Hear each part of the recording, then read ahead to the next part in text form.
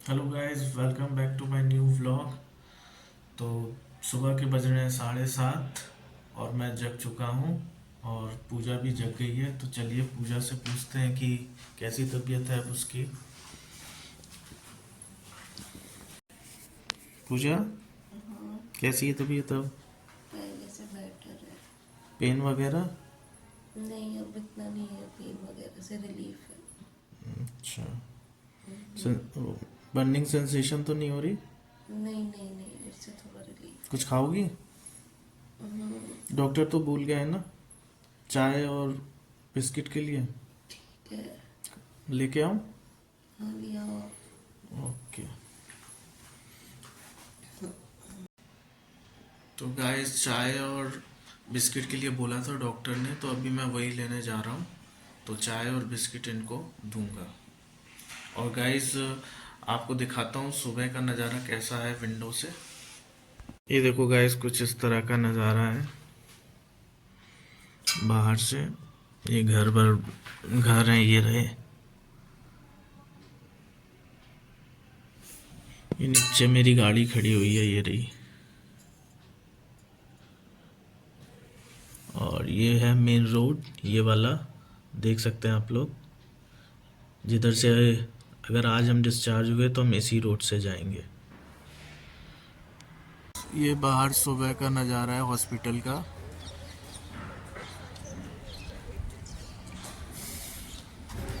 ये अपनी गाड़ी खड़ी हुई है और ये बगल में ही गाइस चाय की दुकान है। यहीं से अभी हम चाय लेते हैं पूजा के लिए।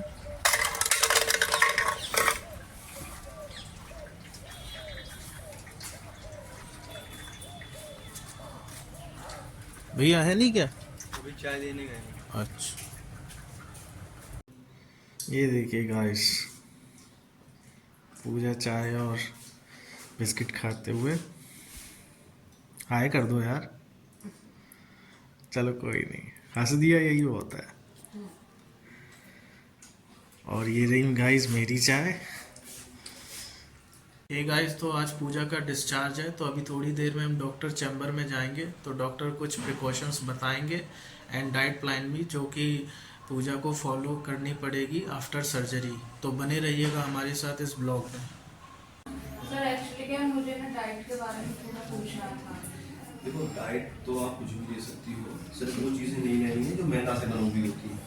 ठीक है, जैसे जलेबी, कचौड़ी, पिज़्ज़ा, पास्ता, मोमोज, चाउमीन, ये सारी चीज़ें आपको अवॉइड करनी है 1 महीने तक। इससे क्या है कि कब्जी हो जाती है, क्योंकि इसके साथ में पानी की रिक्वायरमेंट बढ़ जाती है और सर्दी के मौसम में पेशेंट पानी लेता नहीं है। ठीक है, दूसरी चीज़ क्या करनी है, जैसे इसके अंदर 4 बोतलें बनी है पानी की, तो आपको डेली जो है 4 बोतल पानी पीना है। 4 लीटर। 4 लीटर पानी। ठीक है, दूसरी चीज आपको हाई फाइबर डाइट लेनी है।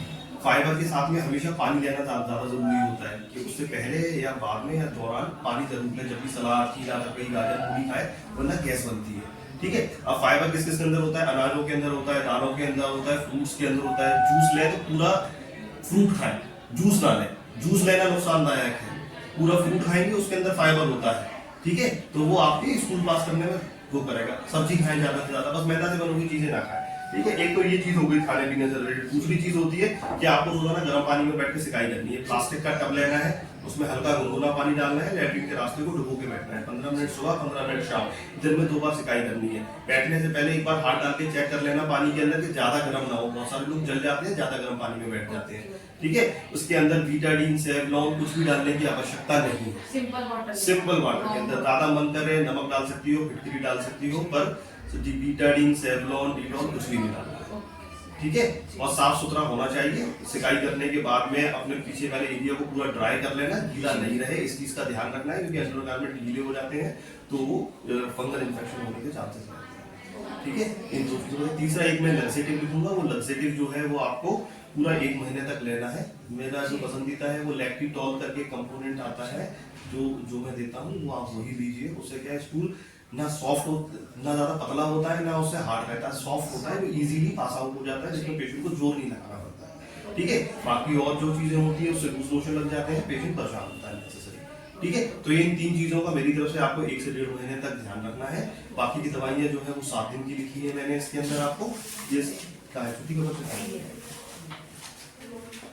शायद बाहर हो। सर, और ये medical पे- मेडिकल medicine मेडिसिन है। तो उस पे जो मेडिसिन लिखी है वो 7 डेज के लिए आपको लेनी है, ठीक है। 7 डेज के बाद मेडिकेशन बंद हो जाएंगी। अगर कोई दर्द होगा, पेन होगा तो उसके लिए फिर आप दोबारा आ जाइएगा, तो लिख देंगे। वैसे जरूरत पड़ती नहीं है 7 डेज के बाद में।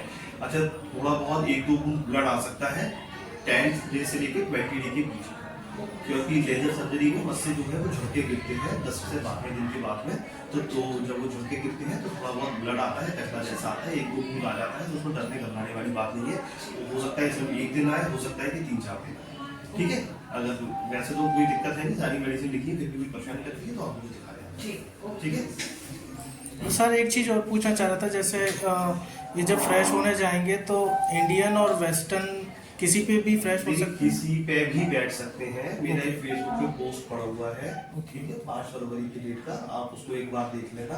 उसमें सारे तरीके लिखे हैं कि किस पे बैठना है, कितनी देर बैठना है, कैसे बैठना है, क्या करना है, डू एंड डोंट्स, उसमें दोनों चीजें हैं। आप इंडियन भी यूज कर सकते हैं और वेस्टर्न भी यूज कर सकते हैं, उसमें कोई प्रॉब्लम नहीं, ठीक है। और सर जोर नहीं लगाना है, जाना जब है जब आपको बहुत ज्यादा अर्ज लगी हो, वहां बैठ के आपको इंतजार नहीं करना है कि 15-15, 20-20 मिनट तक बैठे, वो चीजें नहीं करनी है। बस जाए 2-3 मिनट में फ्रेश हो और अपना बाहर आ जाए, ठीक है। और इस चीजों में और सर इनको अगर एकदम से पेन हो जाए, अगर नहीं, ऐसे क्यों हो जाएगा? Okay. पेन सिर्फ एक कंडीशन में होगा, अगर इनको स्टूल हार्ड आएगा तो। अगर स्टूल हार्ड नहीं आएगा तो इनको मालूम भी नहीं पड़ेगा कि इनकी सर्जरी हुई थी। Okay. अगर स्टूल हार्ड आ गया तो फिर तो इनको problem. अच्छा खासा पेन होगा, फिर उनको पेन किलर लेने की जरूरत पड़ जाएगी, ठीक है। तो इसीलिए सिरप लिख रहा हूँ और सारी चीजें समझा रहा हूँ कि आपको सिरप डेली 30 ml रात को सोते टाइम लेना है, जिससे स्टूल नेक्स्ट डे हार्ड ना आए। हार्ड नहीं आएगी तो आपका पोस्ट ऑफ रिकवरी बिल्कुल पेन फ्री रहेगी, बिल्कुल भी पेन नहीं होगा। Thank you sir. Thank you.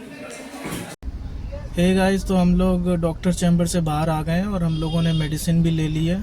तो अब हम घर चलते हैं। 7 दिन की मेडिसिन लिखी है डॉक्टर ने, उसके बाद फिर इनको दिखाना पड़ेगा। तो अभी घर चलते हैं।